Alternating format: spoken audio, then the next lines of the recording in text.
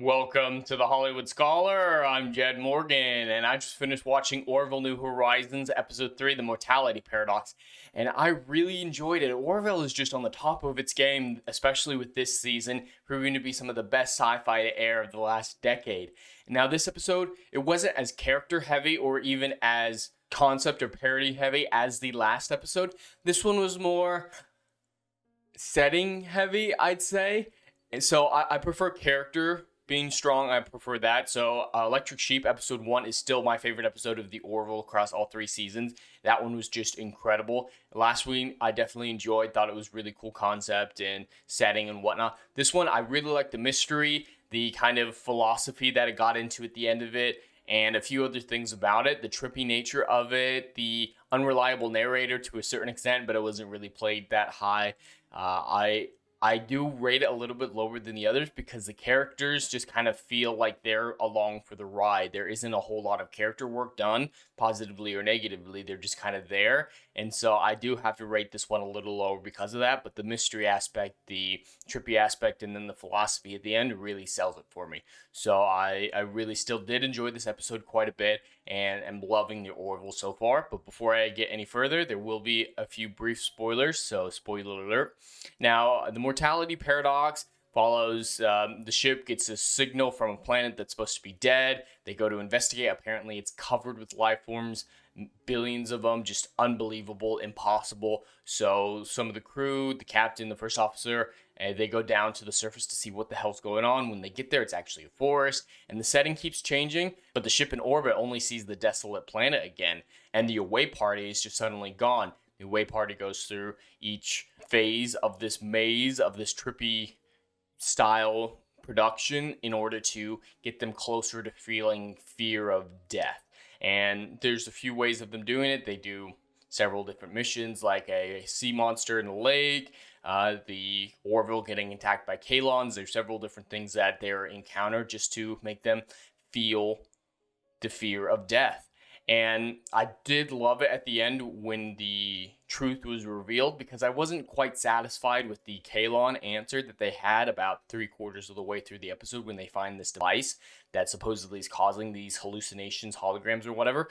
It felt cheap, and it just seemed like it would take way more power than this little kickstand, basically, to cause all the holograms and hallucinations. It just didn't make any sense. So I was really happy when they decided to go another route, and it makes sense based on the season finale of season 1, where there's that planet that every 7 days of our time is 700 years or something like that. I can't remember the exact, maybe it's 11 days, 700 years. There's some sort of conversion where they're advancing so much farther, and now that race that they were investigating at the end of season 1, they've evolved past the need for human form, and they can like rewrite reality, and they wanted to understand what it was like to feel afraid of death again, to help them be motivated. And I love that conversation that they had. I wish that was more of the episode, that like there were not member berries, but like clues to that throughout the maze, throughout the hallucinations that they had, that would be hinting at this outcome, because it just kind of came out of left field. I did enjoy those conversations because, yeah, you need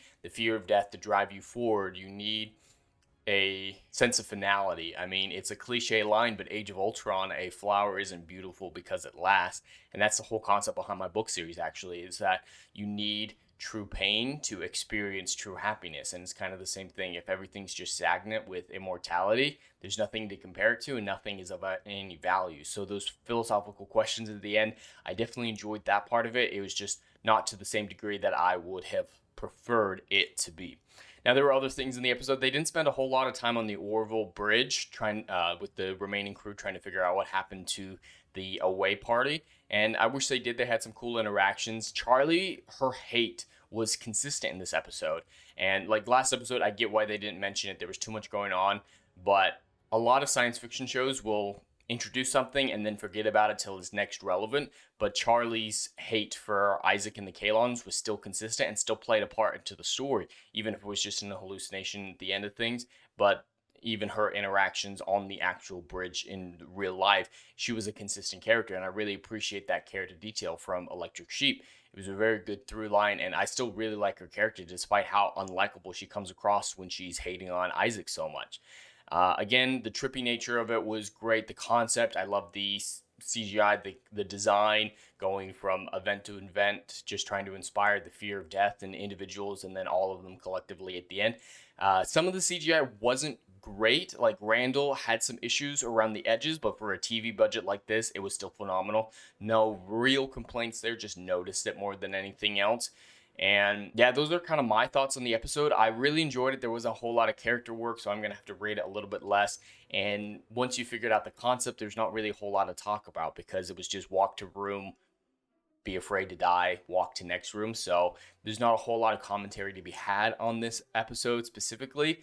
So I'd have to give this one a 7 out of 10. I still really enjoyed this episode and really look forward to how it progresses in the future. Mortality paradox is a great name for it, considering the philosophy that they revealed at the end. I just wish that philosophy conversation was kind of peppered throughout the episode and made to feel like the core of it. It just kind of feels like the last page, not the core of it. The core of it was just the mystery and not really any of the solution.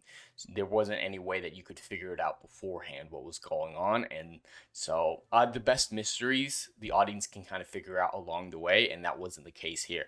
So some minor concerns, some minor flaws, some minor gripes with this episode. Still love it, still love the Orville, still love everything that they're doing over there. And this is a great concept that I don't think we've explored much in science fiction. So it was great to see an almost original story be brought to life in sci-fi. It's not just a parody of Star Trek. It's not just a ripoff of Star Trek. It's still very much its own thing with its own ideas, and I really love it for it.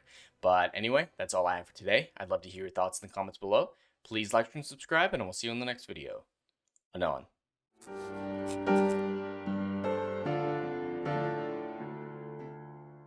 If you like what I do here and want to see good, compelling stories that Hollywood will no longer give you, check out my book series, Odyssey of a Phoenix, a mythological epic about philosophy, morality, and modern-day mental illness issues.